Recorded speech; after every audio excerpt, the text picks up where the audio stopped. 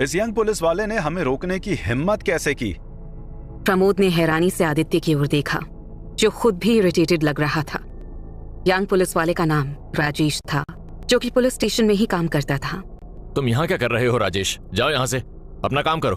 तुम्हें वो फुलपुर मर्डर वाले इन्वेस्टिगेशन पर नहीं जाना क्या? आदित्य ने राजेश को टरकाने की कोशिश की। आदित्य ने बोलते समय राजेश को देखकर आंख मारी। राजेश को आदित्य का इशारा समझ में आ गया, लेकिन वो वहां से नहीं गया। वो ध्रुव के सामने चला गया और उसे ध्यान से देखा। आदित्य राजेश को एक अच्छे और ऑर्डर मानने वाले जूनियर के तौर पर जानता था। उसे समझ नहीं आ रहा था कि राजेश इतना अनयूजुअल बिहेवियर क्यों कर रहा था। ध्रुव की पहचान की पुष्टि करने के बाद राजेश ने बोलना शुरू किया। सर, इस इंसान को अरेस्ट नहीं किया जा सकता। राजेश की बात सुन के आदित्य हैरान भी हो गया और उसे गुस्सा भी आने लगा। उसने तनाव भरी नजरों से रेहान और प्रमोद की तरफ देखा। वो दोनों इम्पेशेंट हो रहे थे। राजेश, तुम्हें दिख नहीं रहा है क्या कि प्रमोद शर्मा जी खुद यहाँ आए हुए हैं? और वैसे भी इस केस से तुम्हारा कोई लेना देना नहीं है। आदित्य ने ऐसा कहकर राजेश को हल्का सा धक्का दे दिया, ताकि उसे सिग्नल मिल जाए कि उसे बीच में नहीं पड़ना है। हालांकि प्रमोद और राजेश लगभग एक ही उम्र के थे, लेकिन दिल्ली में प्रमोद की ताकत और प्रभाव राजेश से कहीं ज्यादा था। इसलिए चाहे कुछ भी हो, वे प्रमोद को नाराज करने का जोखिम नहीं उठा सकते थे। और तो और निशा ने ध्रुव का नाम ले ही लिया था, इसलिए ध्रुव के पास बचने का कोई रास्ता नहीं था। ध्रुव के साथ जेल में क्या होगा, इसके बारे में बस एक ही शख्स जानता था, और वो था रेहान। रेहान ने जेल के अंदर ध्रुव से निपटने का पूरा इंतजाम कर रखा था। ध्रुव से निपटने के लिए वो जेल के गार्ड्स का यूज करने वाला था। आदित्य सर, बात समझिए, हम इस आदमी को ऑफेंड करने का जोखिम नहीं ले सकते। राजेश ने ऐसा इसीलिए कहा क्योंकि उसके आदित्य के साथ अच्छे रिश्ते थे। वो आदित्य को धीमी आवाज में वजह बताने ही वाला था कि प्रमोद ने उसे तुरंत धक्का देकर किनारे कर दिया। क्या बेवकूफी भरी बात है ये? हम उसके खिलाफ कार्रवाई क्यों नहीं कर सकते? क्या हमारे देश में जस्टिस सिस्टम अब काम नहीं कर रहा है? इसके अलावा क्या तुमने नहीं देखा कि निशा की हालत कितनी खराब थी? क्या एक लड़की के लिए दिल्ली में बिजनेस स्टार्ट करना आसान है? वैसे भी आज मैं जो करना चाहता हूँ, मुझे वो करने से कोई नहीं रोक सकता। प्रमोद का धैर्य जवाब दे रहा था। जैसे ही उसने चीखना बंद किया, उसे पीछे से एक अधेड़ उम्र के आदमी की आवाज सुनाई पड़ी। क्या चल रहा है वहाँ? इतना शोर क्यों हो रहा है? क्योंकि पुलिस स्टेशन में वैसे भी बहुत शोर हो रहा था, तो ये पता नहीं चल पा रहा था कि अधेड़ उम्र का आदमी है कौन। यार, अब ये कौन आ गया अड़ंगा लगाने? प्रमोद ने पीछे मुड़कर आदित्य से पूछा, लेकिन उसने जिस इंसान को अपने पीछे खड़े हुए पाया, उसे देखकर एक पल को तो उसकी सिट्टी बिट्टी ही गुम हो गई थी। उसके पीछे एक बहुत ही senior police officer Abhimanyu Raheja खड़ा था। पुलिस स्टेशन में सभी लोग जानते थे कि अभिमन्यु कौन है। उनके आते ही किसी की बोलने की हिम्मत नहीं हुई। प्रमोद के भी गले से आवाज नहीं निकल रही थी, भले ही उसका प्रेजेंट स्टेटस काफी ऊंचा था, लेकिन अभिमन्यु जैसे बिग शॉट को उकसाना उसकी औकात से बाहर की बात थी। अरे अभिमन्यु जी, हम बस एक केस सॉल्व कर रहे थे। आजकल इन रिच किड्स की हिम्मत बहुत बढ़ गई है। इनको लगता है कि ये जो चाहे वो कर सकते हैं। आप टेंशन मत लीजिए, हम इसको ऐसी सजा दिलाएंगे कि लोगों की ऐसा कुछ करने की हिम्मत ही नहीं पड़ेगी। आदित्य ने अभिमन्यु से कहा। देखकर ऐसा लग रहा था कि उसकी बातों का अभिमन्यु पर रत्ती भर भी असर नहीं हुआ है। तुम्हें देख के लगता तो नहीं है कि तुम्हें जस्टिस वगैरह की ज्यादा फिक्र रहती होगी। अभिमन्यु ने आदित्य को डपट दिया और ध्रुव के पास चला गया। इसके बाद उसने जो कहा वो सुन के रेहान, प्रमोद और आदित्य के होश उड़ गए। ध्रुव जी, अगर आप आज रात को फ्री हो तो चलिए, चल के साथ में डिनर करते हैं। प्रमोद एकदम हक्का बक्का रह गया और रेहान के साथ भी ऐसा ही कुछ हुआ। यहाँ तक कि आदित्य के पैर भी जबरदस्त तरीके से कांप रहे थे। क्या बकवास है ये? आखिर चल क्या रहा था? क्या ध्रुव अभिमन्यु को जानता था? अभिमन्यु शहर के इंपॉर्टेंट लोगों में से एक था। वो इतना सीनियर था कि आदित्य भी शायद उससे बात नहीं कर पाता। आदित्य की तो बात ही छोड़िए, उसे समझ में नहीं आ रहा था कि अभिमन्यु अचानक इस समय इन्वेस्टिगेशन के लिए दिल्ली में क्यों आया था। अभिमन्यु जी, आपके ऑफर के लिए बहुत बहुत शुक्रिया, लेकिन जैसी सिचुएशन मेरे अराउंड क्रिएट हुई है, उसको देख के तो लगता है कि आज रात का डिनर मुझे जेल में ही करना पड़ेगा। ध्रुव ने अभिमन्यु से कहा। ध्रुव अभिमन्यु को नहीं जानता था और उसे ये भी यकीन था कि वो निहाल का आदमी नहीं है। ध्रुव की बात सुनने के बाद अभिमन्यु प्रमोद की तरफ मुड़ा। अरे मुझे ये बताओ, यहाँ हो क्या रहा है? तुमने अभी जो कहा उसके मुताबिक तुम्हारे पास बस गवाह है, लेकिन क्या तुम्हारे पास ध्रुव गिल के खिलाफ एक भी ठोस सबूत है? क्या तुमने बेडशीट पर खून के धब्बों की डीएनए की जांच की है? क्या तुमने गवाह का या ध्रुव गिल का लाई डिटेक्टर टेस्ट करके देखा है? अभिमन्यु ने पुलिस स्टेशन में चिल्लाना शुरू कर दिया था। प्रमोद को समझ में नहीं आ रहा था कि अभिमन्यु जैसा पावरफुल आदमी ध्रुव की तरफदारी क्यों कर रहा है। प्रमोद शर्म के मारे सिर झुकाए हुए खड़ा था। अभिमन्यु के सवाल का उसके पास कोई जवाब नहीं था, लेकिन अभिमन्यु भी बिना जवाब लिए पीछे हटने वाला नहीं था। अरे तुम्हारा मुंह सिल क्यों गया? मैं पूछ रहा हूँ, तुम्हारे पास ध्रुव गिल जी के खिलाफ कोई ठोस सबूत है क्या? आदित्य ने ना में सिर हिला दिया। उसके पास कोई ठोस सबूत नहीं था। क्या अभिमन्यु ध्रुव को बचा लेगा?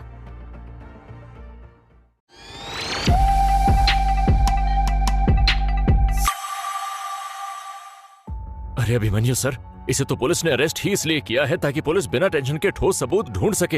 ये बाहर रहेगा तो हो सकता है कि ये एविडेंस के साथ कुछ छेड़छाड़ करने की कोशिश करे। प्रमोद को लग रहा था कि उसने ध्रुव को जेल में रखने का बहुत अच्छा रीजन दे दिया है, लेकिन अभिमन्यु उसके रीजन से रत्ती भर भी कन्विंस नहीं था। तुम कभी खुद की बात सुनते भी हो? अगर हम ऐसे लोगों को जेल में ठूसने लगे तो वो क्रिमिनल्स कहाँ जाएंगे जिनका क्राइम प्रूव हो चुका है? वैसे भी शहर की जेलें ओवरस्टफ्ड हैं। तुम चाहते हो कि हम शक के बिना पर लोगों को अरेस्ट करना शुरू कर दें? अभिमन्यु ने आदित्य को घूरते हुए पूछा। प्रमोद एक सेकंड के लिए तो चुप रहा, पर फिर उसके दिमाग में एक और आइडिया आया। अरे सर, हम क्या ही करें? अब पुलिस ने इसे अरेस्ट तो कर ही लिया है, अब ऐसे तो जाने नहीं दे सकते ना। किसी को तो इसकी बेल करनी ही पड़ेगी। कोई इसकी बेल कराने आ ही नहीं रहा है। तो मैं यहाँ क्यों आया हूँ? मैं करूंगा ना इसकी बेल। इतना काफी होगा ना उसे जेल से निकालने के लिए, या तुम्हारे कुछ और भी टर्म्स एंड कंडीशंस हैं? ये काफी था। हॉल में अचानक सन्नाटा छा गया। आदित्य कांप उठा और उसने तुरंत मुस्कुराते हुए उत्तर दिया। हाँ अभिमन्यु जी, इतना काफी है। हमें और कुछ नहीं चाहिए। मैं तुरंत ध्रुव गिल को घर भेज दूंगा। प्रमोद ने पीछे मुड़कर रेहान की ओर देखा, लेकिन रेहान अभी भी हार मानने को तैयार नहीं था। बात इतनी आगे बढ़ चुकी थी, लेकिन अभिमन्यु अचानक यहाँ क्यों आ गया? रेहान की कोई भी बात अभिमन्यु के गुस्से को और भी बढ़ा सकती थी, इसलिए उसने एक नकली मुस्कान अपने होठों पर चिपकाकर बोलना शुरू किया। अभिमन्यु जी, आप प्लीज गुस्सा मत होइए। हम तो बस पब्लिक की सेफ्टी के लिए ऐसा कर रहे थे, लेकिन अब अगर आप खुद उसे बेल दिलाने जा रहे हैं तो मुझे यकीन है कि पुलिस ने गलत व्यक्ति को पकड़ लिया होगा, और मुझे डर है कि निशा ध्रुव को फंसा रही है। इसलिए मैं आदित्य से कहूंगा कि वो जाके निशा को गिरफ्तार कर ले। रेहान की एक्टिंग स्किल्स अच्छी थी, लेकिन उनका अभिमन्यु की सेहत पर कोई असर नहीं पड़ा। उसके लिए रंधावा फैमिली की कुछ भी कीमत नहीं थी। जब रेहान ने देखा कि उसकी दाल बिल्कुल भी नहीं गल रही है, तो उसने रास्ते से हटना ही बेहतर समझा। ध्रुव पुलिस स्टेशन के बाहर की ओर जा रहा था। रेहान ने उसके कंधे पर हाथ रखा। ध्रुव, हमारे बीच कुछ गलतफहमी हो सकती है। मेरे पास उसे दूर करने का एक अच्छा तरीका है। मैं कल रात को तुम्हारे लिए एक बैंक्वेट का आयोजन करता हूँ। हम साथ में बैठ के खाना खाएंगे और दारू भी पियेंगे, और कहो तो मैं तुम्हारे लिए डांसर्स का भी इंतजाम कर दूंगा। उन डांसर्स का तुम डांस देख सकते हो और बाद में उनके साथ जो चाहे वो भी कर सकते हो। क्या ख्याल है? आओ यार, बैठते हैं साथ में और अपने सारे गिले शिकवे दूर कर लेते हैं। एक दूसरे के प्रति हमारे मन में जो ग्रजेस हैं वो मिटा देते हैं। यार, ऐसा मत सोचना कि इसमें बस हमारा ही फायदा है। तुमको दिल्ली चलाने के लिए निश्चित रूप से हमारी मदद की जरूरत पड़ेगी। रेहान का रवैया बिल्कुल बदल गया था। अभिमन्यु पर्सनली ध्रुव को खोजने के लिए पुलिस स्टेशन आया था। इससे एक बात पूरी तरह से साफ हो गई थी, ध्रुव का स्टेटस किसी भी तरह से कम नहीं था। आदित्य ने ध्रुव को उसका फोन लौटा दिया। अपना फोन वापस पाने के बाद ध्रुव कुछ समय तक उसे देखता रहा। सौभाग्य से किसी ने उसके फोन के साथ कुछ नहीं किया था। यार, तुम तो ऐसे बात कर रहे हो जैसे मैं पुलिस स्टेशन से जा रहा हूँ। तुमसे किसने कहा कि मैं कहीं जा रहा हूँ? ध्रुव ने रेहान की आंखों में घूरते हुए कहा। रेहान कांप गया। उसे ध्रुव की आंखों में गुस्से का सैलाब दिखाई दे रहा था। उसके मुंह से अपने आप ही निकल गया। ध्रुव गिल, तुम कहना क्या चाहते हो? मैं कहना क्या चाहता हूँ? हाँ, अच्छा क्वेश्चन है ये। मैं बस इतना कहना चाहता हूँ कि मैं एक सीधा साधा इंसान तो हूँ, लेकिन बेवकूफ नहीं हूं। मैंने तुम्हें एक बार जाने दिया, लेकिन तुम बाज ही नहीं आ रहे। अब मैं तुम्हें बार बार तो नहीं छोड़ सकता ना। चिंता मत करो, सच जल्द ही सामने आ जाएगा। ये कहकर ध्रुव ने किसी को कॉल मिलाया और कुछ देर तक उससे बात की। दूसरी ओर अभिमन्यु को समझ आ गया था कि रेहान और प्रमोद ने मिलकर कोई बड़ी गड़बड़ कर रखी है। प्रमोद जैसे करप्ट लोगों को सिस्टम में रखना सेफ नहीं था। सुनो प्रमोद, तुम्हें डिटेल्स में जाने का बड़ा शौक है ना? आजकल अर्बन प्लानिंग डिपार्टमेंट में खूब काम चल रहा है, तुम उसे ज्वाइन कर लो। प्रमोद ने अभिमन्यु को घूर कर देखा। अभिमन्यु ने खड़े खड़े प्रमोद का डिमोशन कर दिया। शर्मा फैमिली के किसी सदस्य का अर्बन प्लानिंग डिपार्टमेंट में काम करना बड़ी शर्म की बात थी। अभिमन्यु, तू खुद को समझता क्या है? तुझे क्या लगता है कि तू कह देगा और मेरा डिमोशन हो जाएगा? प्रमोद अपना आपा खो बैठा था। रेहान ने भी उसका साथ देना शुरू कर दिया। देखिए अभिमन्यु जी, प्रमोद की बात करने का लहजा भले ही ठीक ना हो, लेकिन वो बात तो सही ही कर रहा है ना। अपॉइंटमेंट और डिमोशन के लिए आपको भी सुपीरियर्स की परमिशन लेनी पड़ेगी। आप ऐसे खड़े खड़े किसी को डिमोट नहीं कर सकते। लोगों को बुली करना बंद कीजिए। रेहान पूरी मजबूती से प्रमोद के पीछे खड़ा हो गया था। ध्रुव रेहान की बात सुनकर जोर जोर से हंसने लगा। बुली? मैं दिखाता हूं कि बुली क्या होता है। सॉरी, दिखाऊंगा नहीं, सुनाऊंगा। ध्रुव ने ये कहकर अपने मोबाइल में वॉइस रिकॉर्डर ऐप खोली और उसमें स्टोर वॉइस रिकॉर्डिंग्स प्ले करने लगा। वो आज के ही दिन की वॉइस रिकॉर्डिंग्स थी, जिनको सुनकर साफ साफ समझ में आ रहा था कि ध्रुव मालिनी के साथ ड्रीम बार गया था। उसके बाद उसने निशा को प्रमोद से बचाने की कोशिश की। एक रिकॉर्डिंग में रेहान साफ साफ कह रहा था कि वो निशा के साथ मिलकर ध्रुव को फंसाने वाला है। ये ध्रुव पूरे समय तक वॉइस रिकॉर्डिंग कर रहा था। रेहान और प्रमोद ये देखकर हैरान रह गए। कितना अजीब इंसान था ध्रुव। फिर ध्रुव के फोन पर हजारों ऐसे डॉक्यूमेंट्स आए जिनमें रंधावा फैमिली के काले कारनामों का पूरा हिसाब था। ये डॉक्यूमेंट्स ध्रुव को तेजा ने भेजे थे, जिससे ध्रुव ने कुछ देर पहले फोन पर बात की थी। ध्रुव ने रंधावा फैमिली के एग्जिस्टेंस पर ही खतरा पैदा कर दिया था। क्या रेहान बाजी उलट पाएगा?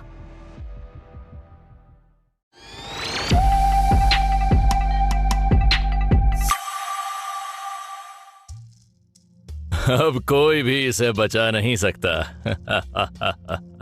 अभिमन्यु ध्रुव के फोन पर आए हुए डॉक्यूमेंट्स पढ़ रहा था। डॉक्यूमेंट्स में रंधावा फैमिली के काले कारनामों का पूरा हिसाब था। अभिमन्यु श्योर था कि रंधावा फैमिली के रियल एस्टेट बिजनेस का खात्मा होने वाला है। डॉक्यूमेंट्स में न केवल रंधावा रियल एस्टेट के हाई लेवल एग्जीक्यूटिव्स का जिक्र था, बल्कि उनमें से कुछ ऐसे इन्वेस्टर्स भी शामिल थे जिन्होंने रंधावा रियल एस्टेट में पैसा लगा रखा था। ध्रुव, तुम इस मामले को मुझ पर छोड़ सकते हो। बस मुझे 2 दिन का समय दो। 2 दिनों में मैं तुम्हें इस मामले का निपटारा करके दे दूंगा। अभिमन्यु ने ध्रुव को अश्योर किया। अभिमन्यु ने पीछे मुड़कर आदित्य की ओर देखा और आदेश दिया। पहले इन दोनों लोगों को पुलिस स्टेशन की जेल में डालो। इनमें से किसी की भी जमानत नहीं होनी चाहिए। अभिमन्यु रेहान और प्रमोद की तरफ इशारा कर रहा था। जब अभिमन्यु कोई आदेश देता था तो पूरे पुलिस स्टेशन में कोई भी उस पर सवाल उठाने की हिम्मत नहीं करता था। जब ध्रुव और अभिमन्यु थाने से चले गए तो प्रमोद और रेहान को ऐसा लगा कि वो बेहोश ही हो जाएंगे। उन दोनों को ऐसे रिजल्ट्स की बिल्कुल भी उम्मीद नहीं थी। प्रमोद की स्थिति तो उतनी इंपॉर्टेंट नहीं थी, लेकिन अगर रंधावा रियल एस्टेट ढह गया तो ये सोचना भी मुश्किल था कि दिल्ली में कितने लोग इस मामले में फंसेंगे। अगर रंधावा फैमिली को हराना है तो केवल अभिमन्यु से काम नहीं चलेगा। रेहान ने मन ही मन सोचा और अपने पिता को कॉल लगा दिया। फोन की दूसरी तरफ से जब रेहान के पिता विजेंद्र ने उसकी बात सुनी तो वो हैरान रह गए। रेहान रंधावा, तुम मजाक कर रहे हो? तुम इतनी स्टूपिड मिस्टेक कैसे कर सकते हो? रेहान के पिता बुरी तरह से घबरा गए थे। पापा, इस समय केवल एक ही चीज है जो हम कर सकते हैं। रेहान ने अपने पिता को शांत करने की कोशिश की, लेकिन वो ऐसा करने में बुरी तरह से असफल रहा। रेहान के पिता ने अपनी मुट्ठियां कसकर भींच ली और डांटते हुए कहा, मुझे अफसोस है कि मेरा बेटा तुम्हारे जैसा है। तुमने ध्रुव गिल जैसे इंसान को क्यों उकसाया? क्योंकि चीजें ऑलरेडी हो चुकी थी, इसलिए उनके पास समस्या से निपटने के अलावा और कोई ऑप्शन नहीं था। रेहान ने अपने पापा को यही याद दिलाया। पापा, मेरी बात सुनो। ये तो सही बात है कि ध्रुव का बैकग्राउंड स्ट्रांग है, लेकिन मेरा ऑब्जर्वेशन ये कहता है कि उसे प्रोटेक्ट करने वाला कोई नहीं है। क्योंकि ध्रुव ने ये मामला उठाया है तो निश्चित रूप से अभिमन्यु उसकी मदद करेगा। लेकिन अगर ध्रुव को यहाँ से हटा दिया जाए और सुपीरियर से अभिमन्यु पर प्रेशर डलवाया जाए तो अभिमन्यु कुछ ही दिनों में ये बात भूल जाएगा। ये सुनते ही रेहान के पिता का माथा ठनक गया। क्या तुम जानते हो कि तुमने कितनी परेशानी पैदा कर दी है? यही एकमात्र तरीका है पापा। अगर बिग बॉस को पता चला कि रंधावा रियल एस्टेट के साथ कुछ बुरा हुआ है तो हम सब बर्बाद हो जाएंगे। रेहान के पिता काफी देर तक झिझकते रहे, लेकिन उन पर अगला कदम उठाने का दबाव बहुत ज्यादा था। अचानक उन्हें ऐसा लगा कि एक अच्छा सोल्यूशन उनके दिमाग में आया है और फिर उन्होंने किसी को फोन कॉल किया। फोन जग्गा त्यागी ने उठाया। जग्गा, तुम्हें मेरी मदद करनी होगी। रेहान के पिता और जग्गा पुराने दोस्त थे। इसके अलावा जग्गा ने रेहान के पिता द्वारा अतीत में किए गए कई काले कारनामों की सफाई भी की थी। हालांकि जब जग्गा ने सुना कि इस बार लड़ाई ध्रुव से है तो उसे हैरानी भी हुई और खुशी भी। मैं तुम्हारी मदद कर सकता हूँ, लेकिन मुझे बदले में रंधावा रियल एस्टेट के 30% शेयर चाहिए। जग्गा ने साफ कहा। तुम्हारी डिमांड कुछ ज्यादा ही नहीं है? तुमको पता होना चाहिए कि अगर हमने ये ठीक से नहीं किया तो रंधावा रियल एस्टेट बचेगा ही नहीं। क्योंकि मैं इतने सीरियस मैटर में तुम्हारी मदद कर रहा हूँ तो निश्चित रूप से तुम्हें मुझे उसी लेवल का कॉम्पनसेशन भी देना होगा। आखिरकार रेहान के पिता मान गए। जब तक जग्गा ध्रुव को नुकसान पहुंचा रहा था वो कुछ भी करने को तैयार थे। दूसरी तरफ जग्गा के होंठों पर मुस्कुराहट बिखर गई थी। वो लंबे समय से ध्रुव से निपटना चाहता था, क्योंकि वो उस दिन को अभी तक भूल नहीं पाया था जब ध्रुव ने उसके चेहरे पर कैश की एक गड्डी फेंक के मारी थी। अगर रंधावा परिवार ध्रुव के खिलाफ कोई कार्रवाई ना भी करता तो भी जग्गा उसे किसी तरह से सबक सिखाता ही। अब इस बात के उसे पैसे मिल रहे हैं तो कहना ही क्या। दूसरी ओर ध्रुव ने पुलिस स्टेशन से बाहर निकलते ही निहाल को फोन किया। अभिमन्यु ने उसे बताया कि किसी जयदेव नाम के आदमी ने उसे ध्रुव की मदद के लिए भेजा था। ध्रुव जानना चाहता था कि ये जयदेव उस पर इतनी मेहरबानी क्यों दिखा रहा है। निहाल, मेरी बात सुनो। एक आदमी है जयदेव, मुझे उसके बारे में सारी जानकारी चाहिए। निहाल को पता था कि लोगों का बैकग्राउंड खंगालना उसके लिए बाएं हाथ का काम था। उसने ध्रुव को अश्योर किया कि जल्दी ही वो जयदेव के बारे में जानकारी लेके वापस आ जाएगा। निहाल को आइडिया ही नहीं था कि जयदेव के बारे में जानकारी निकालना आखिर उसके लिए कितना कठिन होने वाला था। वो काफी देर तक अपने सोर्सेस से जानकारी इकट्ठा करने की कोशिश करता रहा। धीरे धीरे उसे लगने लगा कि जयदेव नाम का आदमी एग्जिस्ट ही नहीं करता है। उसे ध्रुव के पास खाली हाथ वापस जाने में शर्म आ रही थी। निहाल को ऐसे फेल होने की आदत नहीं थी, लेकिन जब काफी घंटे बीत गए तो ध्रुव ने अपनी तरफ से निहाल को कॉल किया। ध्रुव थोड़ा सा हैरान था, क्योंकि निहाल किसी के बारे में इंफॉर्मेशन निकालने के लिए इतना टाइम नहीं लगाता था। हाँ निहाल, कुछ पता चला जयदेव के बारे में? निहाल को समझ में नहीं आ रहा था कि ध्रुव को कैसे बताए कि उसके पास जयदेव को लेकर रत्ती भर भी इंफॉर्मेशन नहीं है। वो सर, बात ये है, मुझे ये लगता है कि जयदेव नाम का कोई आदमी एग्जिस्ट ही नहीं करता जिसका आपसे कुछ लेना देना हो। निहाल की बात सुन के ध्रुव जोर जोर से हंसने लगा। तो फिर क्या मुझे बचाने के लिए अभिमन्यु को एक भूत ने भेजा था? निहाल को लगा मानो ध्रुव उसका मजाक उड़ा रहा था। उसने चुप्पी साधने में ही भलाई समझी, लेकिन जानने वाली बात यह थी कि आखिर कौन था जयदेव जो ध्रुव की जिंदगी में एंजल बनकर आया था।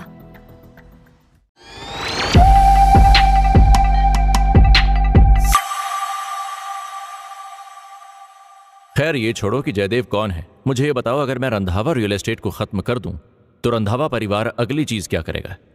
ध्रुव ने निहाल से पूछा। हाँ मिस्टर गिल, आपको ये पता होना चाहिए क्योंकि आप मुझसे कहीं ज्यादा होशियार हैं। निहाल को उम्मीद थी कि ध्रुव को रंधावा फैमिली के रिस्पॉन्स के बारे में आइडिया होगा। एसेट्स के मामले में रंधावा रियल एस्टेट तो मेरे आसपास भी नहीं ठहरता। अगर मैंने उनके खिलाफ कार्रवाई की तो रंधावा रियल एस्टेट मेरे खिलाफ जवाबी कार्रवाई करेगा। खैर, तुम कौड़ी के दामों पर रंधावा रियल एस्टेट एक्वायर करने के लिए तैयार रहना। ध्रुव की बात सुन के निहाल थोड़ा सा हैरान रह गया। मिस्टर गिल, तो आप क्या करेंगे? मुझे कुछ और भी चीजें खरीदनी हैं। ध्रुव की बात सुन के निहाल का कंफ्यूजन और भी बढ़ गया। निहाल जानना चाहता था कि आखिर ध्रुव कौन सी चीज खरीदना चाह रहा था। मैं जग्गा त्यागी को खरीदना चाहता हूँ। मतलब ध्रुव कोई चीज नहीं बल्कि एक इंसान खरीदना चाहता था। ध्रुव के इरादों के बारे में जानकर निहाल शॉक्ड रह गया। मिस्टर गिल, आपको एक बात समझनी होगी। कि जग्गा त्यागी एक बहुत ही रेबल किस्म का आदमी है। उसके एम्बिशंस बहुत ज्यादा हैं। वो किसी के नीचे काम करने वाला नहीं है। आखिर बार मैंने जब उसके साथ पार्टनरशिप करने की कोशिश की थी तो उसने ना ही हाँ कहा और ना तो मना ही किया। वो पूरे समय तक मेरे साथ माइंड गेम्स ही खेलता रहा। निहाल ध्रुव को बताना चाह रहा था कि जग्गा त्यागी को ट्रस्ट नहीं किया जा सकता, लेकिन इससे ध्रुव की सेहत पर कोई असर नहीं पड़ा। वैसे जग्गा के साथ माइंड गेम्स खेलने का ना तो मेरे पास टाइम है और ना ही मेरा मूड है। मैं जब उसके साथ डील करूंगा तो ऐसे करूंगा कि उसके पास ना कहने का ऑप्शन ही नहीं होगा। मैंने नोटिस किया है कि जग्गा के रंधावा फैमिली से रिश्ते काफी पुराने हैं। वो तब से साथ हैं जब रंधावा रियल एस्टेट बिजनेस का साइज भी उतना बड़ा नहीं हुआ करता था। ये तो पक्की बात है कि जग्गा ने ही रंधावा फैमिली के इलीगल कामों के मेस को क्लीन अप किया होगा। अब जब मैं उनके खिलाफ कोई कार्रवाई करूंगा तो वो जग्गा के पास ही मदद के लिए जाएंगे। लेकिन पास्ट में हमारे कोई भी कनेक्शंस नहीं रहे हैं। मैं आपकी सेफ्टी के लिए बॉडीगार्ड्स की संख्या बढ़ा देता हूं। निहाल ने ध्रुव को वार्न किया। उसे पता था कि ध्रुव एक बहुत ही रिस्की टेरिटरी में कदम रखने जा रहा था। मेरी बात मानो, इसमें कोई भी रिस्क नहीं है। मुझे बॉडीगार्ड्स की जरूरत नहीं पड़ेगी। ध्रुव एक टैक्सी में बैठकर घर जा रहा था। ड्राइवर लगातार रियर व्यू मिरर में देखी जा रहा था। लगता है आपको कोई फॉलो कर रहा है। ड्राइवर ने ध्रुव से कहा। अब ये कोई मूवी तो चल नहीं रही थी, तो ड्राइवर किसी तरह से खतरे में नहीं पड़ना चाहता था। हाँ, मुझे पता है कि मुझे लोग फॉलो कर रहे हैं। आप चुपचाप गाड़ी चलाओ। ध्रुव ने ड्राइवर को बोला। ड्राइवर ने देखा कि 4 गाड़ियां उनकी गाड़ी के पीछे आ रही थीं, जिनमें 20-25 लोग बैठे हुए थे। सबने मास्क पहना हुआ था और सबके हाथ में गन्स थी। ये देखकर तो ड्राइवर की भी सिट्टी पिट्टी गुम हो गई। सुन लौंडे, तेरा जो भी लफड़ा है मुझे उसमें नहीं पड़ना है। गेट खोल के उतर जा। मुझे तुझसे पैसे भी नहीं चाहिए। ड्राइवर ने गेट का लॉक खोल दिया। ध्रुव अपनी जगह बैठा रहा। आपके बच्चे हैं? ड्राइवर को समझ में नहीं आ रहा था कि ये किस तरह का बेहुदा सवाल था।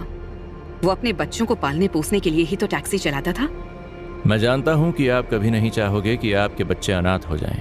अगर मैंने इस गाड़ी के बाहर कदम भी रखा तो पीछे वाली गाड़ियों में बैठे लोग मुझे गोली मार देंगे और आप इस मर्डर के अकेले विटनेस बन जाओगे। आपको क्या लगता है कि इतने खतरनाक लोग विटनेस को जिंदा छोड़ेंगे? ड्राइवर को समझ आ गया था कि उसकी और ध्रुव की जिंदगियां आपस में कनेक्टेड हैं। ध्रुव ने उसे गाड़ी चलाने के लिए कहा। ध्रुव उसे डायरेक्शंस दे रहा था। हालांकि ड्राइवर को ध्रुव पर बहुत गुस्सा आ रहा था, लेकिन उसके पास ध्रुव की बात मानने के अलावा और कोई चारा नहीं था। ध्रुव ड्राइवर को ड्राइव कराते कराते एक छोटी सी गली के अंदर ले गया। धीरे धीरे गली खत्म हो गई। गाड़ी गली के एंड में अटक गई थी। अब ड्राइवर कहीं नहीं जा सकता था। ये तो डेड एंड है। अब यहाँ से कहाँ जाने का इरादा है? आसमान में उड़ने का? थोड़ी देर में वो लोग आके हम दोनों को मार देंगे। ड्राइवर को लग रहा था कि उसकी मौत नजदीक आ चुकी है। तभी ध्रुव धीरे से गाड़ी से बाहर निकला। पीछा कर रही गाड़ियां भी गली में दाखिल हो चुकी थी। थोड़ी देर में गली गोलियों के शोर से गूंज उठी।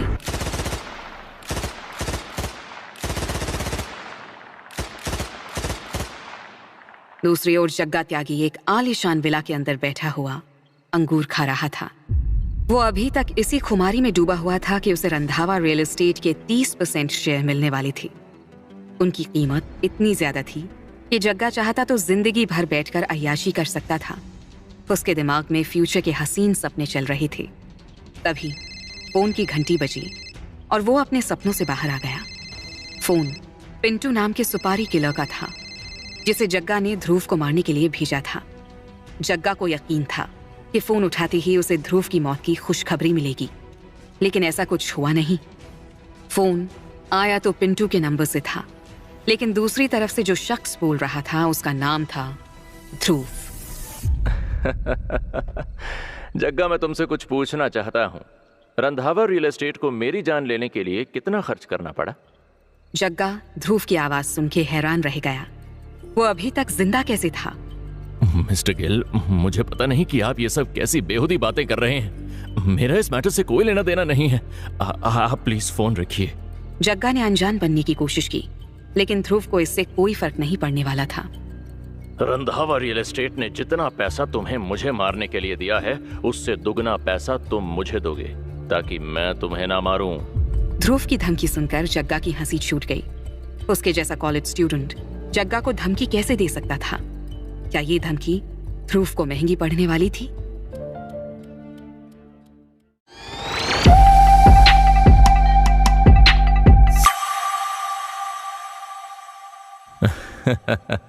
मिस्टर गिल, आप मजाक कर रहे हैं ना?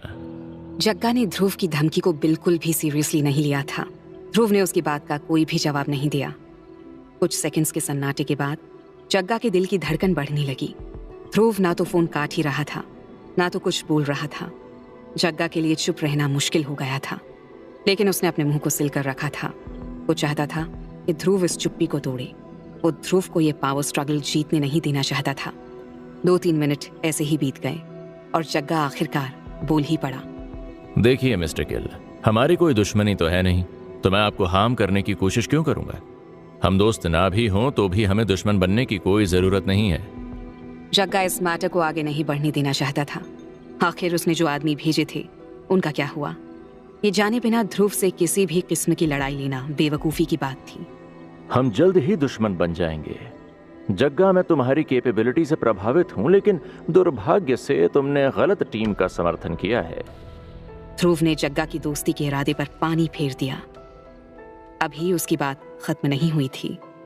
मैं तुमको ये सोचने के लिए 2 घंटे का समय दूंगा कि आगे क्या करना है। अगले 2 घंटों में अगर तुमने अमाउंट पे नहीं किया तो तुम अपने विला के डिस्ट्रक्शन के लिए तैयार हो जाना। इतना कहने के बाद ध्रुव ने सीधे फोन रख दिया और उसका दिल अभी भी तेजी से धड़क रहा था। दिल्ली में जग्गा का इन्फ्लुएंस बहुत ही ज्यादा था। ये बात ध्रुव अच्छे से जानता था। तभी अभी तक सरकार भी जग्गा से निपटने में कामयाब नहीं हुई थी। ध्रुव को आइडिया नहीं था कि वो आखिर जग्गा से कैसे निपटेगा। खैर, बातें तो उसने बड़ी बड़ी कर दी थी। अगर मैं साहस नहीं दिखाऊंगा तो मैं निश्चित रूप से मारा जाऊंगा।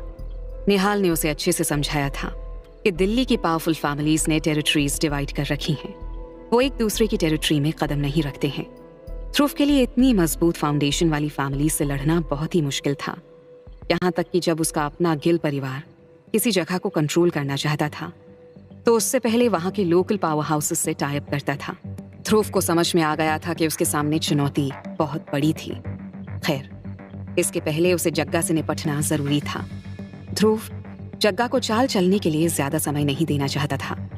दूसरी ओर जग्गा के विला में रेहान के पिता भी मौजूद थे। जग्गा के फोन काटते ही वो जग्गा पर भड़क उठे। अब तुम ध्रुव जैसे कॉलेज स्टूडेंट से भी नहीं निपट सकते, फिर किस काम के हो तुम यार? जग्गा खुद ही हैरान था कि ध्रुव आखिर जिंदा कैसे बच गया। नहीं, पिंटू और उसके आदमी बहुत पावरफुल हैं। वे बिना किसी हिचकिचाहट के लोगों को मार देते हैं और वे कभी फेल नहीं होते। जग्गा इतना घबरा गया था कि उसे सूझ ही नहीं रहा था कि आखिर ध्रुव की मदद किसने की। आखिर ध्रुव की मदद करने की हिम्मत किसने की? दिल्ली में ईस्टर्न स्ट्रीट का आधा इलाका जग्गा का था। अगर किसी ने ध्रुव की मदद करने का साहस किया था तो ऐसा करना किसी सुसाइड से कम नहीं था। इसके अलावा जग्गा अच्छे से जानता था कि उसके और दूसरों के इलाके में लड़ाई शुरू नहीं होनी चाहिए। एक बार लड़ाई शुरू हो गई तो वो कब युद्ध में बदल जाएगी पता ही नहीं चलेगा। जग्गा फ्यूचर के सिनेरियोज के बारे में सोच सोच कर डर रहा था। तभी विजेंद्र की आवाज सुनकर वो प्रेजेंट में वापस आया। चिंता मत करो, हालांकि वो अमीर है लेकिन है तो एक लड़का ही, इसीलिए वो मुझसे बच नहीं पाएगा। ये बात मैं अच्छे से जानता हूँ, लेकिन इसका मतलब ये नहीं कि हम उसे हल्के में लेना शुरू कर दें। मैं तुमको याद दिलाना चाहूंगा कि ध्रुव कोई सिंपल रिच किड नहीं है। इस लड़के से निपटना आसान नहीं है। वो लोगों की कमजोरियों का फायदा उठाना पसंद करता है। जस्सी परिवार को उसने ऐसे ही खत्म कर दिया था। इसके अलावा ऐसा लगता है कि उसके पीछे एक बड़ी टीम है, क्योंकि वो बहुत सी कॉन्फिडेंशियल जानकारियों के बारे में पता लगा सकता है, चाहे वो जानकारी किसी बैंक डॉक्यूमेंट में दर्ज हो या फिर किसी सरकारी फाइल में कैद हो। विजेंद्र की बात सुनकर जग्गा ने सिर हिलाया। उसे समझ में नहीं आया कि विजेंद्र उसे हिम्मत दे रहा था या उसे डराने की कोशिश कर रहा था। बहुत कम लोग हैं इस दुनिया में जो मुझे उतनी अच्छी तरह से जानते हैं जितना कि तुम जानते हो। शायद मेरी बीवी और बेटे भी मेरे बारे में उतना नहीं जानते। तुम्हें तो पता ही है मेरे पास्ट में कई सारे काले राज दफन हैं। मैं नहीं चाहता कि ध्रुव को उन राजों की भनक भी लगे। अगर उसे वो राज पता चल गए तो वो मुझे कहीं का नहीं छोड़ेगा। अगर जग्गा के लीगल बिजनेस के बारे में लोगों को पता चलता तो ना जाने कब उसका इन्फ्लुएंस दिल्ली में खत्म हो चुका होता। जग्गा की इनकम का सोर्स लीगल बिजनेस से ही आता था। उसने दिल्ली की जननायक रोड का निर्माण कराया था। उसके बाद वहां उसने बहुत सारी दुकानें बनवा दी थी। वो इन्हीं दुकानों के रेंट से पैसा कमाता था। हालांकि दुकानों का रेंट बहुत ही ज्यादा हुआ करता था, लेकिन रेंट से पैसे कमाना कोई इलीगल काम तो नहीं है। इतनी व्हाइट मनी के नीचे उसने अपने सारे काले धंधे छिपा रखे थे। ध्रुव के लिए उसके काले धंधों तक पहुंचना बहुत ही मुश्किल काम होने वाला था। जग्गा की बात सुनकर रेहान के पिता विजेंद्र को राहत महसूस हुई। जैसे ही जग्गा ने अपनी बात खत्म की, विजेंद्र रंधावा का फोन बजने लगा। वो बाथटब में बैठकर रिलैक्स कर रहा था, इसलिए उसका उठकर फोन के पास जाने का मन नहीं हुआ। फोन काफी देर तक बजता रहा और कट गया। इसके बाद तुरंत ही फोन दोबारा से बजना शुरू हो गया। अरे कौन है यार ये, बार बार फोन किए जा रहा है। विजेंद्र इरिटेट होकर बाथटब से बाहर निकला। विजेंद्र ने फोन उठाया। जैसे ही दूसरी तरफ से इंसान ने बोलना शुरू किया, उसके चेहरे की हवाइयां उड़ने लगी। जग्गा उन्हें देखकर घबरा गया। आखिर क्या थी वो जानकारी जिसकी वजह से विजेंद्र के होश उड़ गए थे।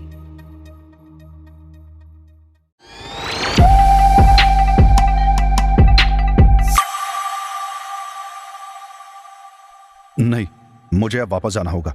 रंधावा रियल एस्टेट को कुछ हो गया है।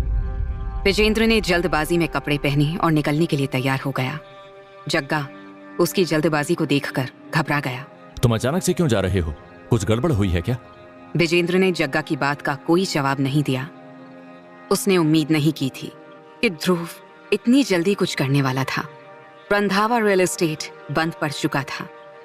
जैसे ही पुलिस को कुछ अहम सबूत मिले, वैसे ही रंधावा रियल एस्टेट एक पल में दिल्ली के नक्शे से गायब हो जाएगा। विजेंद्र टैक्सी लेकर वापस रंधावा रियल एस्टेट की ओर गया। जब वो वहां गया तो उसने पाया कि बाहर बहुत सारे लोग इकट्ठा थे, जिनमें मजदूर, इंजीनियर्स, इन्वेस्टर्स और कई और लोग भी शामिल थे। लोगों के हाथ में बैनर्स थे और वो नारे लगा रहे थे।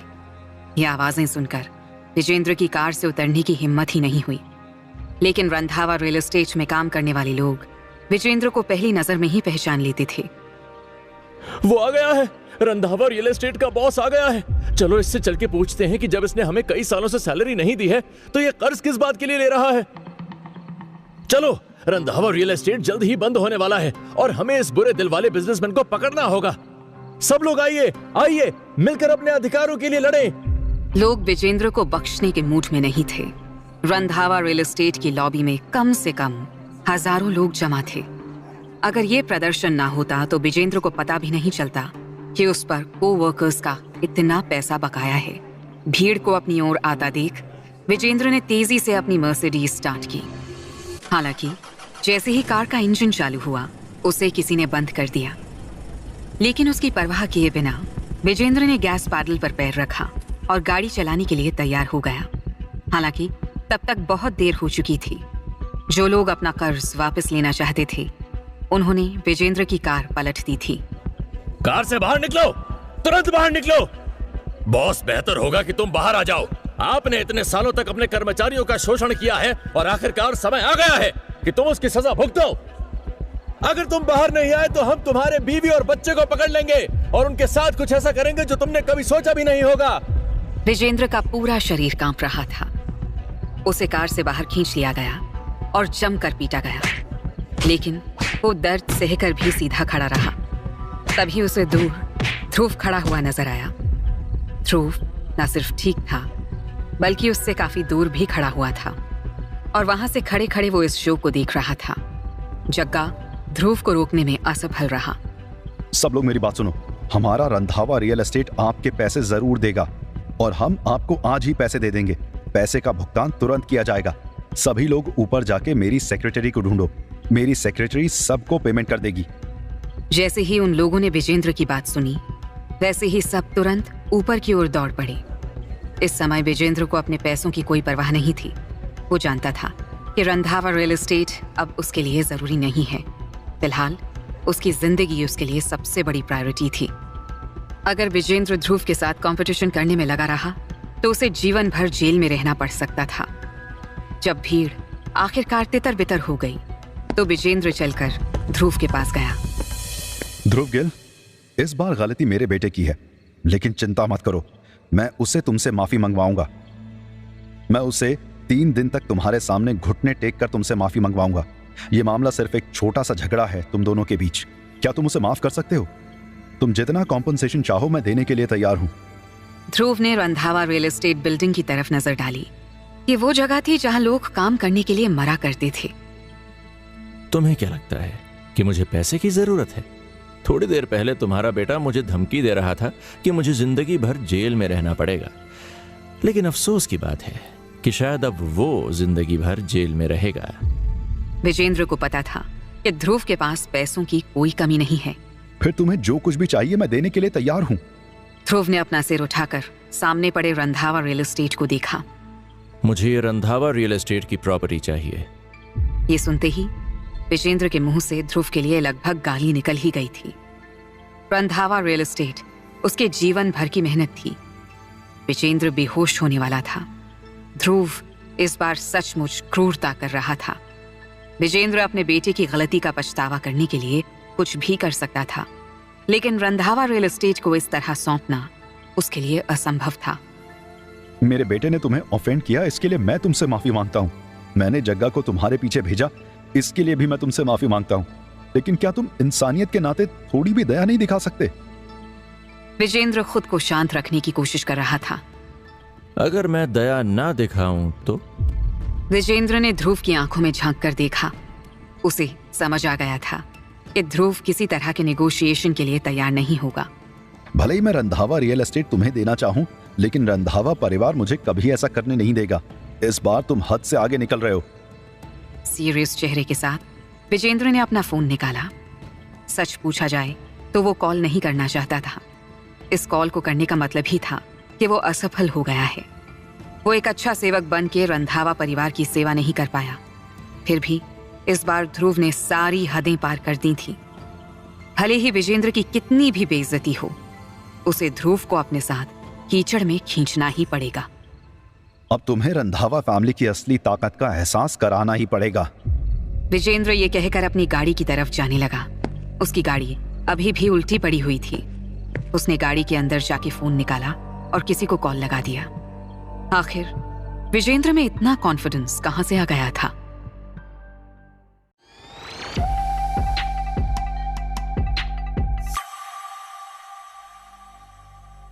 मिस्टर ध्रुव गिल, रंधावा रियल एस्टेट को एक्वायर करने के लिए आपको बहुत बहुत बधाई। विजेंद्र ने जब देखा कि रंधावा परिवार का ही एक आदमी ध्रुव को बधाई दे रहा है तो उसकी हैरानी की सीमा नहीं रही। रंधावा परिवार के लोगों को आते देख विजेंद्र को खुश होना चाहिए था, लेकिन वहां जो हुआ उसने उसकी उम्मीद नहीं की थी। ध्रुव के सामने रंधावा परिवार इतना कायर कैसे हो सकता है? वो एक बड़ी फैमिली थी जो शहर पर कंट्रोल रखती थी।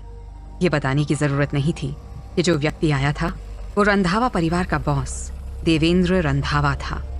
देवेंद्र ऑडी A6 से उतरा और सीधे ध्रुव के पास गया। फिर उसने अपना हाथ आगे बढ़ाया और कहा, ध्रुव गिल, मुझे माफ करना क्योंकि मैं यहाँ आने में थोड़ा सा लेट हो गया और मुझे इस बात का दुख है कि तुम इतने दिनों से दिल्ली में हो और हमारी मुलाकात अब हो रही है। ये देखकर आसपास मौजूद सभी लोग हैरान रह गए। खासकर ऑडी में बैठे लोगों के लिए ये नजारा काफी शॉकिंग था। रंधावा परिवार की ऑडी दिल्ली में कम ही देखी जाती थी। उनका रुतबा इतना ऊंचा था कि एक बार जब ये कारें शहर की सड़कों पर दौड़ने लगती थीं, तो लोग आउट ऑफ रिस्पेक्ट उनके लिए जगह छोड़ देते थे। ध्रुव को बधाई देने की पहल देवेंद्र ने की थी। ऐसा करते वक्त उसने रंधावा परिवार की आन बान शान की बिल्कुल भी परवाह नहीं की थी। ध्रुव देवेंद्र को नहीं जानता था, लेकिन उसे इतना तो समझ आ ही रहा था कि देवेंद्र एक फेक इंप्रेशन क्रिएट करने की कोशिश कर रहा है। ध्रुव ने आगे बढ़कर देवेंद्र के साथ हाथ मिलाने की बजाय वहीं जड़ होकर खड़ा रहना बेहतर समझा। मिस्टर ध्रुव गिल, रंधावा परिवार को ये कभी पता ही नहीं चला कि हमारे परिवार में दो नकारे लोग रह रहे हैं, जो है रेहान और उसका बाप विजेंद्र। ये कहने की जरूरत नहीं है कि वो नकारे तो हैं ही, साथ ही साथ उन्होंने आपको नाराज भी किया है। आपने उनसे डील किया, इसके लिए मैं आपका शुक्रिया करना चाहूंगा। उसके लिए मैं आपके लिए एक छोटा सा गिफ्ट भी लाया हूं। जैसे ही देवेंद्र ने हाथ उठाया, उसके पीछे कुछ लोगों ने एक साइन बोर्ड उठा लिया। वे ध्रुव के बगल से निकलकर सीधे रंधावा रियल एस्टेट के एंट्रेंस पर चले गए थे। ये देखकर विजेंद्र एकदम हक्का बक्का रह गया था। कुछ लोग उसके पास से भी गुजरे और उन्होंने बिना किसी हिचकिचाहट के रंधावा रियल एस्टेट का साइन बोर्ड हटा दिया। फिर उन्होंने साइन बोर्ड को आगे से जला दिया। उसकी जगह पर उन्होंने एक नया साइन बोर्ड टांग दिया। उस पर लिखा था, किल रियल एस्टेट। साइन बोर्ड शानदार और ग्लैमरस लग रहा था। साइन बोर्ड का वहां होना साफ साफ दिखा रहा था कि रंधावा फैमिली ने ध्रुव के सामने घुटने टेक दिए हैं। ध्रुव ने अब भी देवेंद्र से कुछ नहीं कहा। मिस्टर गिल, जल्दी मैं आपको सारी चीजें विस्तार में समझाऊंगा। ध्रुव से ये कहने के बाद देवेंद्र विजेंद्र के पास गया। विजेंद्र का शरीर लगातार कांप रहा था और उसे समझ नहीं आ रहा था कि आगे क्या करे। देवेंद्र और विजेंद्र के लेवल में काफी फर्क था। हालांकि उनका लास्ट नेम एक ही था, लेकिन उनके बीच कोई खून का रिश्ता नहीं था। देवेंद्र को विजेंद्र के ऊपर इतना गुस्सा आ रहा था कि उसका मन कर रहा था कि विजेंद्र को वहीं जान से मार दे। अगर तुम अपनी जान खुद ही ले लोगे तो मैं जेल में तुम्हारे बेटे की सुरक्षा की गारंटी दे सकता हूं। अगर तुमने रंधावा परिवार के लिए फिर से मुसीबत खड़ी करी तो तुम्हारा बेटा जेल से जिंदा बाहर नहीं आ पाएगा। देवेंद्र ने सीधी और साफ बात की थी। विजेंद्र की आंखों में सन्नाटा छाया हुआ था। वो अकेले रंधावा रियल एस्टेट के अंदर गया और रेहान को कॉल करने के लिए अपना फोन निकाला। रेहान पुलिस स्टेशन में था और आखिरकार उसके पिता का फोन आ ही गया था। पापा, मामला सुलझ गया क्या? रेहान ने झट से पूछा। विजेंद्र का चेहरा बेहद पीला पड़ चुका था। रेहान, तुम जेल से बाहर एक अच्छा इंसान बन के ही निकलना। पापा, आपका मतलब क्या है? रेहान थोड़ा असमंजस में था। विजेंद्र के पास मतलब समझाने का वक्त नहीं था। उसने आगे बोलना शुरू कर दिया। मैंने तुम्हारे बैंक खाते में 10 लाख रुपए ट्रांसफर कर दिए हैं। मैं इससे ज्यादा नहीं दे सकता क्योंकि मैं नहीं चाहता कि यह बात अकाउंटेंट को पता चले। अब जब तुम्हें ये 10 लाख रुपए मिल ही गए हैं तो मौका मिलते ही ये देश छोड़ के चले जाना और यहाँ कभी वापस मत आना। और किसी भी ऐसे इंसान से कभी मतलब मत रखना जिसका लास्ट नेम रंधावा हो। जैसे ही विजेंद्र ने अपनी बात खत्म की तो रेहान को फोन के जमीन पर पटके जाने की आवाज सुनाई दी। फिर कोई आवाज सुनाई नहीं दी। रेहान, जो फोन की दूसरी तरफ था, जोर से चिल्लाया, पापा, पापा, आपको क्या हो गया है? क्या हो रहा है वहाँ? कुछ देर बाद दिल्ली के न्यूज चैनल पर एक ब्रेकिंग न्यूज चल रही थी। आज हमारे पास रंधावा रियल एस्टेट के बारे में बहुत सी खबरें हैं। कुछ दिन पहले जननायक रोड पर होने वाले डिमोलिशन प्रोजेक्ट की पॉपुलैरिटी की वजह से कंपनी के शेयर में तेजी से बढ़ोतरी हुई थी। हालांकि कंपनी पर बहुत ज्यादा कर्ज भी बकाया था। कंपनी ने अपने वर्कर्स को साल भर से सैलरी भी नहीं दी थी। शायद इन सब प्रेशर्स को कंपनी के सबसे प्रभावशाली व्यक्तियों में से एक ब्रिजेश रंधावा झेल नहीं पाए। उन्होंने रंधावा रियल एस्टेट की इमारत से कूदकर आत्महत्या कर ली है। मरने से पहले उन्होंने आखिरी कॉल अपने बेटे को की थी। न्यूज एंकर ने बिना किसी इमोशन के खबर पढ़ के ऑडियंस को सुना दिया। रेहान की पूरी दुनिया उजड़ चुकी थी, लेकिन अभी न्यूज एंकर के समाचार खत्म नहीं हुए थे। रंधावा फैमिली से जुड़ी हुई एक और खबर आ रही है। ब्रिजेंद्र के बेटे रेहान रंधावा को पुलिस ने गिरफ्तार कर लिया है और उस पर कई आरोप लगाए गए हैं। ध्रुव ने यह सब देखा और वो जाके रंधावा रियल एस्टेट बिल्डिंग के नीचे जाकर खड़ा हो गया। तब तक जो कुछ हुआ उसकी वजह से वो थोड़ा ओवरवेल्म्ड फील कर रहा था। ये सच बात है कि उसने निहाल से बहुत कुछ सीखा था। हालांकि उसे निहाल ने ये कभी नहीं सिखाया था कि किसी की हत्या कैसे करनी है। विजेंद्र की हत्या उसने नहीं की थी, लेकिन इनडायरेक्टली ध्रुव ने ही उसे आत्महत्या के लिए मजबूर किया था। जब ध्रुव ने देखा कि विजेंद्र की लाश बिल्डिंग से बाहर घसीटी जा रही है तो वो एक पल के लिए कांप उठा। क्या इस घटना ने ध्रुव को पूरी तरह से बदल दिया था?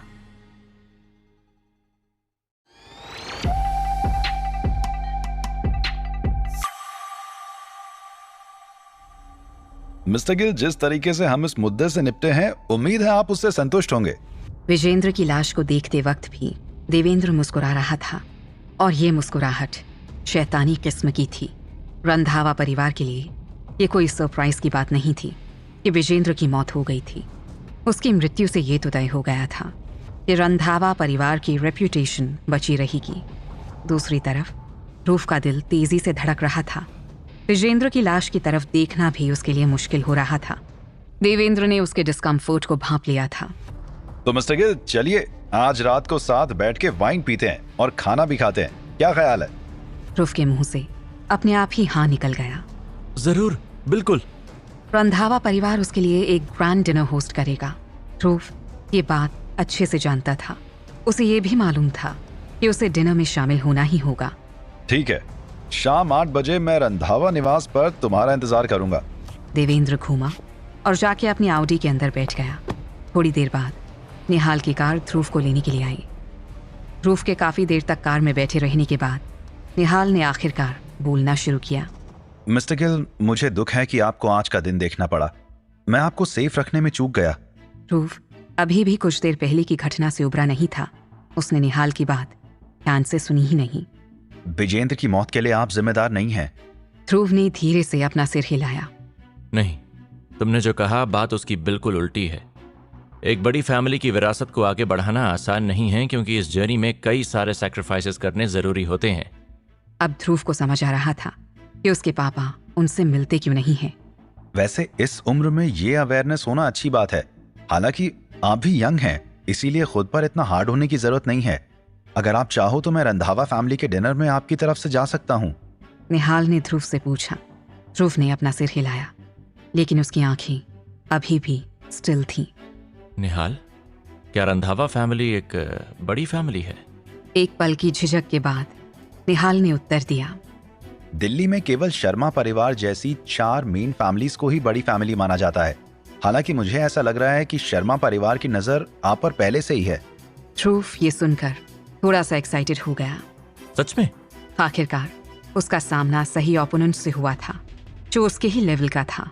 मैं आज रात अकेले डिनर पे जाऊंगा, तो मेरे लिए बस एक बॉडीगार्ड का इंतजाम कर देना।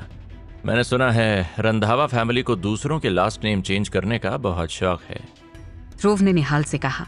उसे मालूम था कि रंधावा परिवार का पूरी दिल्ली में काफी दबदबा है और वो उसका लास्ट नेम चेंज करके रंधावा करने की कोशिश जरूर करेंगे। ठीक है, मैं अभी इसका इंतजाम करता हूँ, लेकिन मुझे भी आज रात आपके साथ जाना होगा। निहाल को लगता था कि ध्रुव अकेले रंधावा फैमिली से डील नहीं कर पाएगा। नहीं, तुम्हें मेरे साथ नहीं चलना चाहिए। अगर मुझे कुछ होता है तो कम से कम तुम बाहर से मेरी मदद तो कर सकते हो। निहाल के पास ध्रुव को अकेले डिनर में शामिल होने देने के अलावा और कोई ऑप्शन नहीं था। निहाल ने जसविंदर सिंह नाम के बॉडीगार्ड को ध्रुव की सेवा में लगा दिया। जसविंदर ने स्पेशल फोर्सेस में सर्व किया हुआ था। शाम 6 बजे रंधावा परिवार की हवेली के बाहर ध्रुव की कार रुकी। एंट्रेंस पर देवेंद्र ध्रुव के आने का वेट कर रहा था। जब उसने ध्रुव को देखा तो देवेंद्र ने मुस्कुराकर ग्रीट किया। मिस्टर गिल, मुझे हैरानी है कि आप टाइम पर आ गए। मन ही मन वो सोच रहा था, इस कमीने ने सचमुच यहाँ आने की हिम्मत कर ली। इससे भी बड़ी बात ये थी कि ध्रुव केवल एक ही इंसान को अपने साथ लाया था। ये रंधावा एस्टेट सच में अपनी रेपुटेशन को डिजर्व करता है। ध्रुव दूर से ही देख सकता था कि गार्डन के बीच में 9 बड़ी ड्रैगन की मूर्तियां थीं। गार्डन बहुत ही भव्य और राजसी लग रहा था। ये गार्डन मेरे पापा ने बनवाया था। उन्होंने ये ड्रैगन की मूर्तियां भी लगवाई थी। वो कहते थे कि ड्रैगन समृद्धि का प्रतीक होते हैं। उन्होंने भविष्यवाणी की थी कि 30 सालों के अंदर रंधावा फैमिली दिल्ली की सबसे समृद्ध फैमिलीज में से एक होगी। ध्रुव ने सिर हिला के देवेंद्र से अग्री करने की एक्टिंग की। वो देवेंद्र को बताना चाहता था कि अगर किसी को दिल्ली में अपना रुतबा बढ़ाना था तो उसे ध्रुव के खिलाफ नहीं जाना चाहिए, और ये साफ था कि रंधावा परिवार ऐसा कर रहा था। मिस्टर गिल, प्लीज इधर आइए। ये रंधावा एस्टेट में सबसे अच्छी गेस्ट विला है। इस विला को ओसवाल विला कहा जाता है। ये आमतौर पर पब्लिक के लिए खुली नहीं रहती, लेकिन क्योंकि आप आज यहाँ आए हैं इसलिए मैं आपका स्वागत इस विला में करना बनता ही था। आइए, आपको अपने कुछ दोस्तों से मिलवाता हूँ। सब बड़ी बेसब्री से आपका इंतजार कर रहे हैं। जैसे ही ध्रुव विला के दरवाजे से अंदर दाखिल हुआ और एक सीट पर बैठा, एक के बाद एक लोगों का ग्रुप अंदर आने लगा। इन लोगों ने फॉर्मल कपड़े पहने हुए थे और उनको देखकर ही लग रहा था कि वे सब सरकारी अधिकारी थे। इसके अलावा उन सब का पद भी काफी ऊंचा लग रहा था।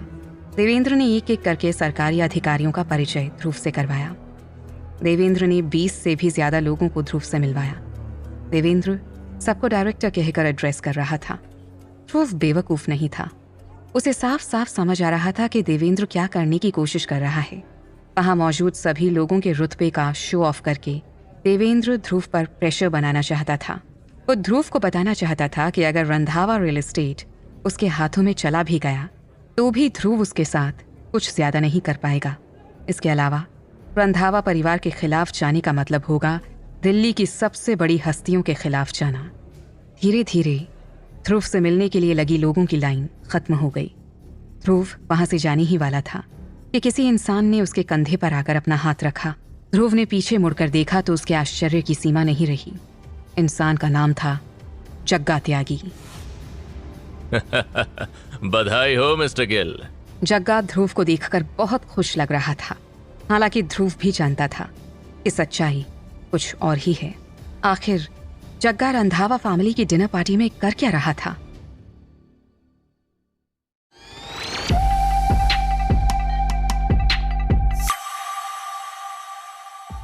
देवेंद्र, तुम ये सब करके साबित क्या करना चाहते हो?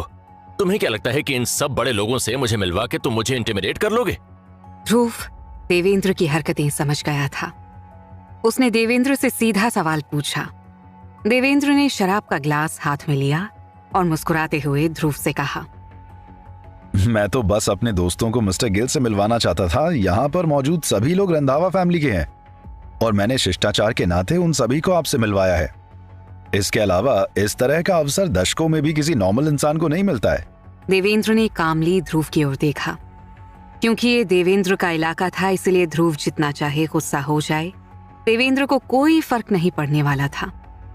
विला के अंदर का माहौल हेवी हो रहा था और वहां मौजूद सभी लोग इस चीज को महसूस कर रहे थे।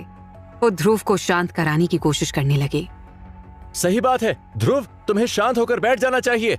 अरे इस उम्र के लड़कों के लिए इम्पल्सिव होना एक नॉर्मल बात है। आओ और हमारे साथ बैठो, साथ में बैठ के खाते पीते हैं। थोड़ी देर में नेचुरली ही हम लोग दोस्त बन जाएंगे। हाँ, इसके अलावा मिस्टर रंधावा जैसा अच्छा इंसान मिलना मुश्किल है। टेबल पर हर कोई देवेंद्र के फेवर में बोल रहा था। जग्गा ने भी धीरे से घूमकर ध्रुव की ओर देखा। ध्रुव गिल, कहीं ये मिसअंडरस्टैंडिंग तुम्हें मेरी वजह से तो नहीं हो गई है? ध्रुव जग्गा को कैसे गलत समझ सकता है? जग्गा ही वो इंसान था जिसने ध्रुव को मारने के लिए लोग भेजे थे।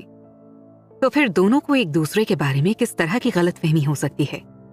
जब देवेंद्र ने देखा कि ध्रुव उसके साथ शराब पीने के लिए तैयार नहीं है, तो उसे अपने प्लान्स पर पानी सा फिरता हुआ महसूस हुआ। वो चाहता था कि वो ध्रुव को शराब के नशे में बुरी तरह से धुत कर दे, फिर उसकी महिलाओं के साथ इंटीमेट होते हुए वीडियोस रिकॉर्ड कर ले। रंधावा परिवार का रंधावा एस्टेट दिल्ली का सबसे आलीशान वैश्यालय माना जाता था। यहाँ न केवल पुरुष लोकल लेडीज के साथ टाइम स्पेंड कर सकते थे, बल्कि विदेशी महिलाओं के साथ भी अच्छा वक्त बिता सकते थे। इसके अलावा यही वो जगह थी जहाँ कई high ranking officials Russian, Italian और चाइनीज लड़कियों के साथ रंगरलियां मनाने के लिए आया करते थे। यार कोई बात नहीं, अगर तुम्हारा शराब पीने का मन नहीं है तो मैं तुम्हें फोर्स नहीं करूंगा, लेकिन हम साथ बैठकर 4 बातें तो कर ही सकते हैं। देवेंद्र ने ध्रुव के कंधे पर हाथ रखा और उसे पास ही पड़े सोफे पर बैठने का इशारा किया। ध्रुव को चुपचाप देवेंद्र की बात माननी पड़ी।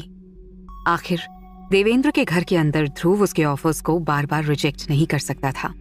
देखो ध्रुव, जैसा कि तुम्हें समझ में ही आ रहा होगा कि जिस तरह से लोगों को मैंने इनवाइट किया है, उनके बीच मिस्टर जग्गा त्यागी कुछ मिसफिट से लग रहे हैं। लेकिन मिस्टर जग्गा त्यागी को बुलाने के पीछे एक जरूरी कारण है। इसमें कोई शक नहीं है कि रंधावा रियल एस्टेट आपके नाम पर कर दिया गया है, लेकिन प्रॉपर्टी को हैंडओवर करते हुए मुझे एक बात पता नहीं थी कि उस दुष्ट विजेंद्र रंधावा ने रंधावा रियल एस्टेट के 30% शेयर सीक्रेटली मिस्टर त्यागी को ट्रांसफर कर दिए थे। क्या देवेंद्र रंधावा रियल एस्टेट ध्रुव को देना भी चाहता था? उसकी ऐसी कोई इच्छा नहीं थी।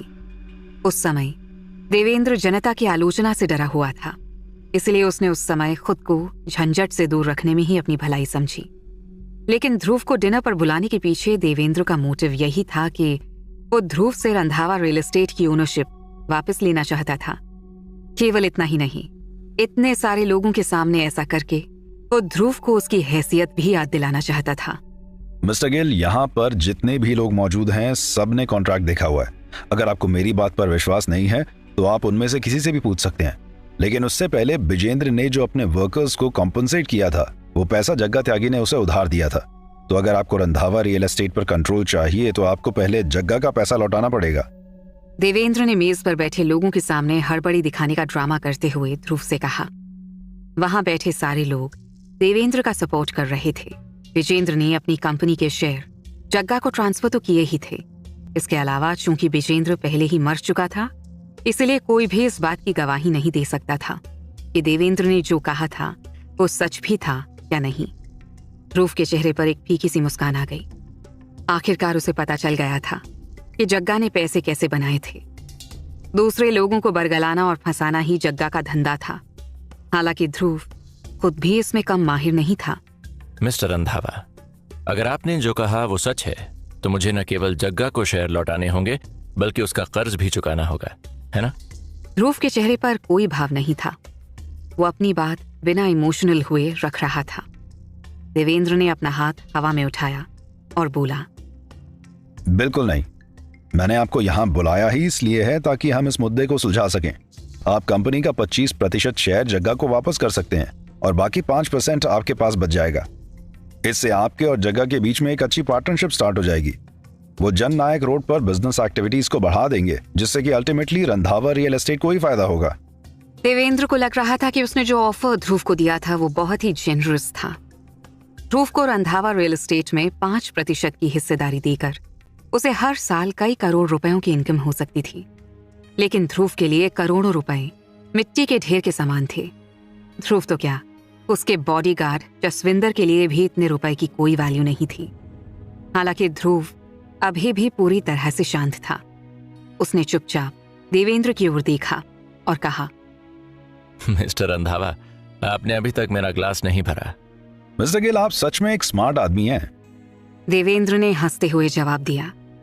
फिर उसने ध्रुव को थोड़ी वाइन पिलाई और कहा, सब लोग खड़े हो जाएं और मिस्टर गिल के साथ अपनी पहली ड्रिंक को सेलिब्रेट करें। आज रात जब तक हम नशे में धुत नहीं हो जाते, हम घर नहीं जाएंगे। बड़ी गोल मेज के चारों ओर मौजूद 20 लोग एक साथ खड़े हो गए। चीयर्स टू मिस्टर गिल और रंधावा परिवार को। चलो भाई लोगों, ऐश करते हैं। तभी ध्रुव ने धीरे से अपना ग्लास उठाया और उसके चेहरे की शांति तुरंत गायब हो गई। अचानक उसने अपने ग्लास को तेजी से हिलाकर शराब किसी के मुंह पर फेंक दी। आखिर क्या थी ध्रुव के इस गुस्से की वजह, और कौन था वो शख्स जिसके ऊपर शराब फेंकी गई थी?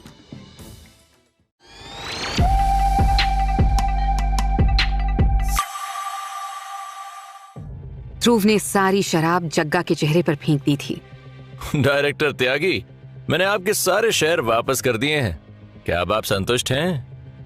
ध्रुव ने धीरे से कहा और उसके वर्ड्स ने रंधावा एस्टेट में मौजूद सभी लोगों को चौंका दिया। देवेंद्र भी अपने सामने घटती घटना देखकर अवाक रह गया। ध्रुव के व्यवहार ने न सिर्फ जग्गा को प्रोवोक किया था, बल्कि उसने रंधावा फैमिली की पावर को भी चैलेंज किया था। ध्रुव, तुम क्या कर रहे हो? मेज के आसपास मौजूद अन्य लोग भी हैरान थे। उन्होंने कल्पना भी नहीं की थी कि हालात इतनी तेजी से बदल जाएंगे। ध्रुव, ये क्या गिरी हुई हरकत है? क्या तुम पागल हो? तुम एक जवान आदमी हो। तुम में कोई तमीज नाम की चीज है या नहीं? डायरेक्टर त्यागी ठीक है ना?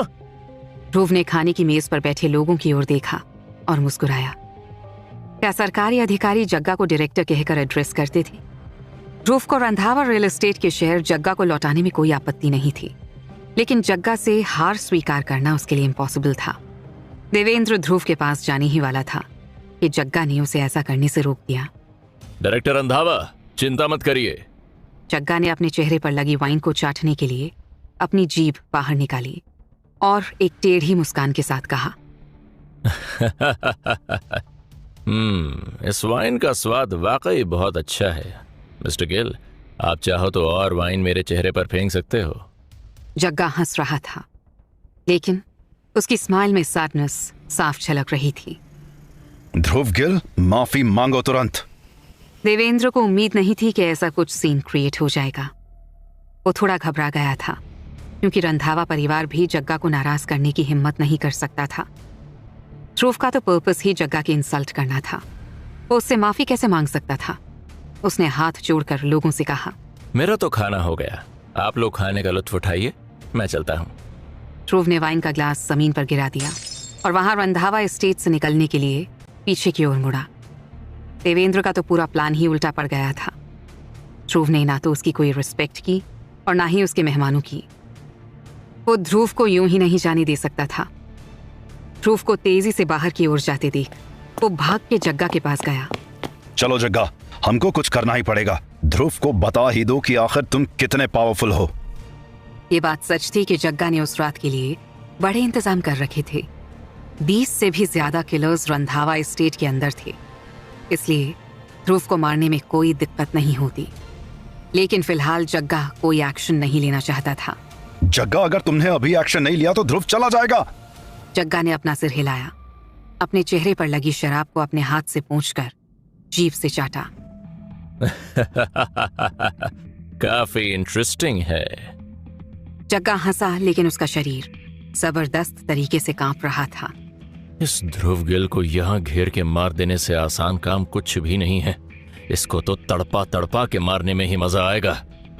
जग्गा ने अपनी आंखें बंद कर ली और एक गहरी सांस ली। हालांकि ध्रुव को नुकसान ना पहुंचाने का एक और रीजन भी था। ध्रुव के साथ चल रहे आदमी को देखकर लग गया था कि उससे निपटना आसान काम नहीं होगा। ध्रुव के बगल में उसका बॉडीगार्ड जसविंदर चल रहा था। जसविंदर को देखकर ही समझ आ रहा था कि वो कोई नॉर्मल बॉडीगार्ड नहीं था। ध्रुव उस रात बिना किसी दुर्घटना के सेफली रंधावा एस्टेट से बाहर निकल गया, और वो भी इस बात से थोड़ा सरप्राइज्ड हुआ। यूनिवर्सिटी लौटने के बाद ध्रुव तृप्ति को ढूंढने गया। तृप्ति लाइब्रेरी में एक किताब पढ़ रही थी। जब उसने ध्रुव को आते देखा तो वो तुरंत छिप गई। तृप्ति, क्या तुम अब भी मुझसे नाराज हो? ध्रुव ने पहले से ही एक छोटा सा केक तैयार किया हुआ था। उसने तृप्ति को देने के लिए केक उसकी तरफ बढ़ाया। तृप्ति की नजर केक पर पड़ी। पास्ट में अगर ध्रुव तृप्ति के लिए ये केक लाया होता तो वो बहुत खुश होती, लेकिन उस दिन तृप्ति ने केक लेकर सीधे कूड़ेदान में फेंक दिया। ध्रुव, हालांकि तुमने सीख लिया है कि लड़कियों को कैसे मनाया जाता है, लेकिन मुझे इन सब गिफ्ट से ज्यादा फर्क नहीं पड़ता। मैं तुम्हें इसीलिए पसंद करती हूँ क्योंकि तुम एक जेंटलमैन थे और साथ में एक नॉर्मल इंसान भी। तृप्ति ने ध्रुव की ओर घूर कर देखा। ध्रुव ने जो सुना वो उससे थोड़ा हैरान हुआ। फिर उसने मन में सोचा, मैं नॉर्मल नहीं हूँ क्या? अगर वो अब नॉर्मल होता तो उसने निशा के साथ उस वक्त ही सब कुछ कर लिया होता जब वो उससे चिपक रही थी। मेरी बात सुनो तृप्ति, तुम्हें धीरे धीरे सब समझ आ जाएगा। मेरे फोन में कई सारी वॉइस रिकॉर्डिंग स्टोर्ड हैं। ये लो, सुन के देखो। ध्रुव ने अपना फोन निकाला, जो उसकी बेगुनाही साबित करने के लिए काफी था। उस दिन ध्रुव निशा को बचाने के लिए होटल रूम में गया था। तृप्ति ध्रुव के फोन में स्टोर्ड वॉइस रिकॉर्डिंग्स को पूरा सुने बिना ही रोने लगी। ध्रुव, मुझे तुम पर पूरा भरोसा है। उस दिन जब तुम्हें जेल ले जाया गया था तो मैंने उस होटल रूम में लोगों को कन्विंस करने की कोशिश की थी कि तुमने ही मेरी बहन को बचाया था, लेकिन बहन को बचाने के बाद उसके साथ ऐसी हरकत की क्या जरूरत थी? तुमने उसके साथ होटल रूम के अंदर गंदी हरकतें क्यों की थी? मेरी बहन रात भर रो रही थी। ध्रुव ये सुनकर स्तब्ध रह गया। वो ये तो साबित कर सकता था कि वो निशा को बचाने के लिए होटल रूम के अंदर गया था, लेकिन केवल निशा ही ये साबित कर सकती थी कि ध्रुव ने उसके साथ कुछ नहीं किया था। लेकिन उस वक्त निशा को कोई होश नहीं था। ध्रुव निशा से मिलकर आमने सामने बात करना चाहता था, क्योंकि तृप्ति ध्रुव पर इतना भरोसा करती थी, इसलिए वो उसे डिसअपॉइंट नहीं करना चाहता था। ठीक उसी समय ध्रुव का फोन बजा, और जो इंसान उसे फोन कर रहा था उसका नाम तेजा था। मिस्टर गिल, क्या आपके पास अभी टाइम है? मेरे पास कुछ इंपॉर्टेंट बात है जो मैं आपको बताना चाहता हूँ। बात जग्गा त्यागी के बारे में है। तेजा की आवाज से ऐसा लग रहा था मानो वो बुरी तरह से घबराया हुआ है। क्या थी तेजा की घबराहट की वजह?